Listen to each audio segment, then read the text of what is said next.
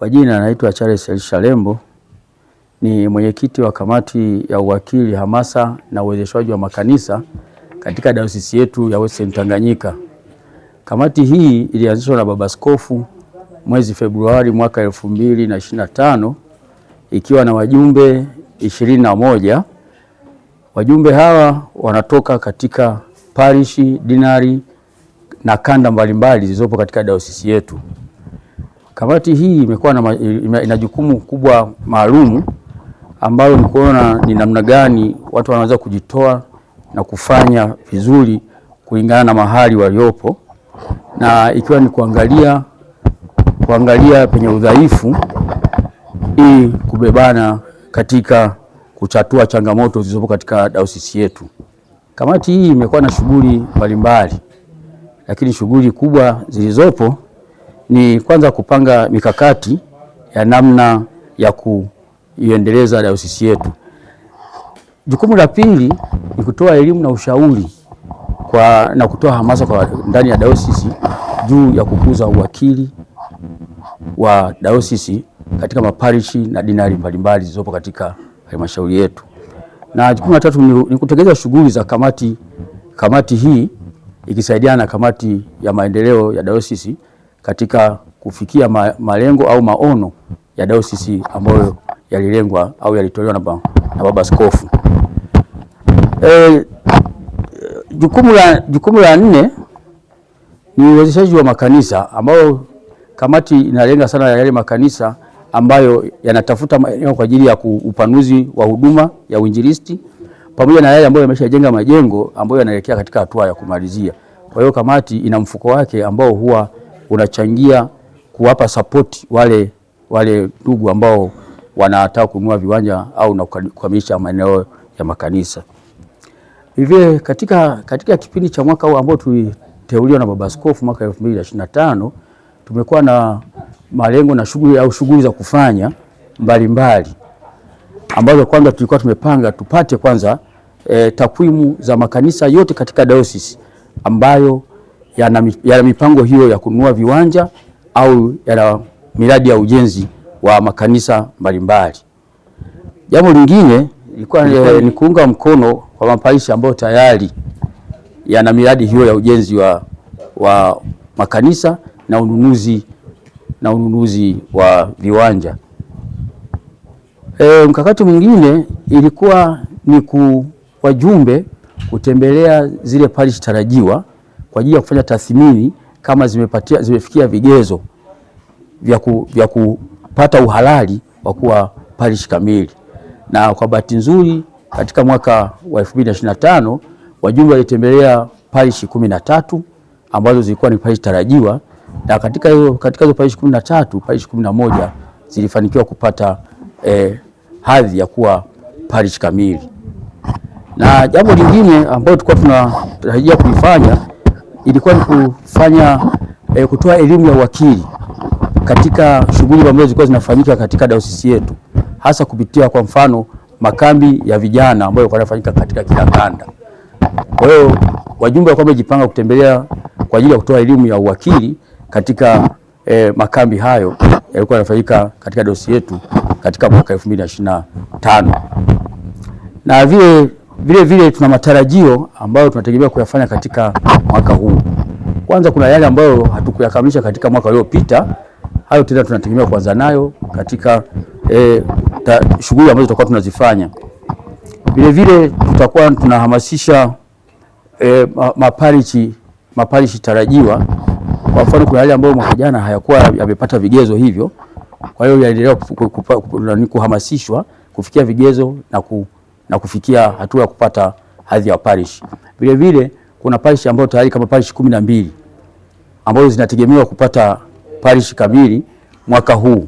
Kwa hiyo nazo tutapanga tuzitembelee kuangalia vigezo vinavyohusika kwa ajili ya kupata hadhi ya kuwa parish kamili. Vile tunaendelea kutoa michango ya kusupport hao ndugu ambao wanataka kununua viwanja au wako kwenye hatua za ujenzi, ili waweze kukamilisha shughuli hizo, kwa sababu tunataka kusogeza huduma ya uinjilisti karibu na waumini huko katika maparishi na dinari zetu. Leo tulikuwa na kikao cha kamati ambacho tunashukuru baba askofu wa askofu ameshiriki, Vicar General ameshiriki na katibu mtendaji na ameshiriki. Lakini lengo kuu la kikao hicho ilikuwa ni kufanya tathmini ya uwakili ambao ulifanyika katika mwaka uliopita.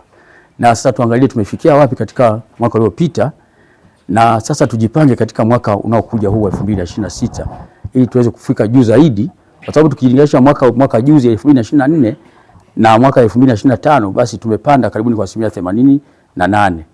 Na mwaka huu wa 2025 tumekuja mpaka 99%. Kwa hiyo ni jambo la kushukuru Mungu kwamba tayari uwakili umepanda katika dayosisi yetu kwa mwaka 2025. Sasa kuna malengo mapya ambayo yamewekwa katika mwaka 2026 ambayo sasa hayo ndio tutayafanyia kazi, tuhakikishe tunafikia na ikiwezekana tuyavuke hayo malengo. Jambo lingine ilikuwa ni jinsi ya uanzishaji wa akaunti kwa ajili ya kamati yetu hii na jinsi gani ya kupata fedha. Kwa hiyo kuna mazingira ambayo tumeyatengeneza kwa ajili ya kutembelea maeneo mbalimbali kupata support kwa ajili ya kupata fedha ya kuingiza kwenye mfuko ambazo zitasaidia kuwaunga mkono ndugu ambao watakuwa wana mahitaji ya kununua viwanja au na kukamilisha majengo yao ya kanisa. Watu watarajie kubadilika katika kumtumikia Mungu, hasa kwa njia ya matoleo, kwa sababu tumeona kabisa kipindi cha nyuma tumefanya vizuri na watu wamebadilika, na sasa hivi tumeona kweli kuna hatua kubwa ambayo imepigwa na waumini wetu katika uwakili. Kwa hiyo tunatarajia kwamba watu wataendelea kumtolea Mungu na hatimaye kufikia malengo ambayo yamepangiwa katika maeneo yao. Wito wangu natoa kwa waumini wote katika dayosisi yetu ya Western Tanganyika kuunga mkono juhudi za kamati yetu na kiujumla maono ya baba askofu katika kufikia lengo la maendeleo ya dayosisi yetu yaliyotarajiwa. Kwa majina naitwa Mwalimu Thomas Sirija, natokea parish ya Kalinzi, kanda ya Nyanda za Juu, Matiazo. Kwenye kamati mimi ni katibu msaidizi wa kamati. Tunamshukuru Mungu kwanza, leo tumekuwa na kikao kwa ajili ya kuangalia yaliyofanyika mwaka uliopita na mwaka huu wa 2026. Na mwaka jana tunamshukuru Mungu tumefanikiwa katika mambo mengi, hasa kufuatilia makanisa ambayo yalikuwa kwenye malengo ya kufunguliwa mwaka jana, na ilikuwa makanisa 13, lakini kwa neema makanisa 11 yamefunguliwa.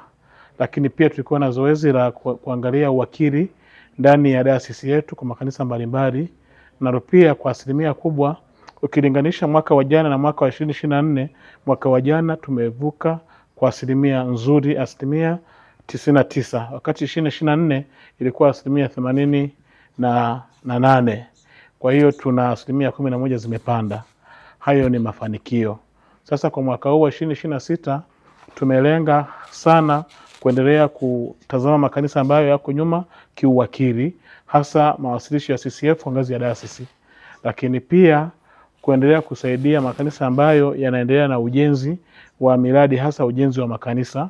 Pale ambapo hawajafanya vizuri waendelee kufanya vizuri, sisi wenyewe kamati tukiwa mstari wa mbele kuwachangia, lakini pia kufanya harambee kanda kwa kanda kulingana na kanda zetu, tuna kanda 12.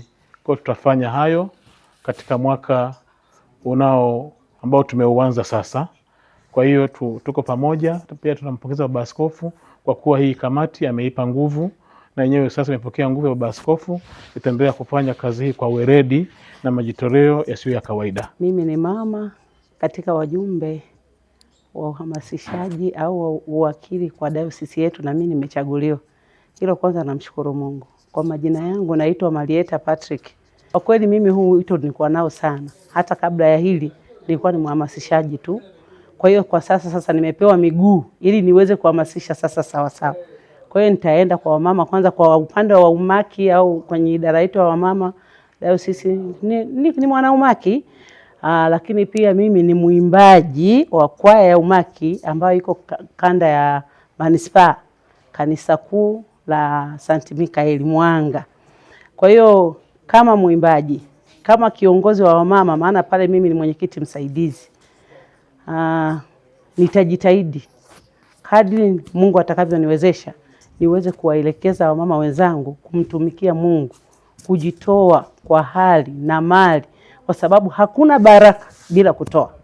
Hicho ndicho nitakachoenda kuambia.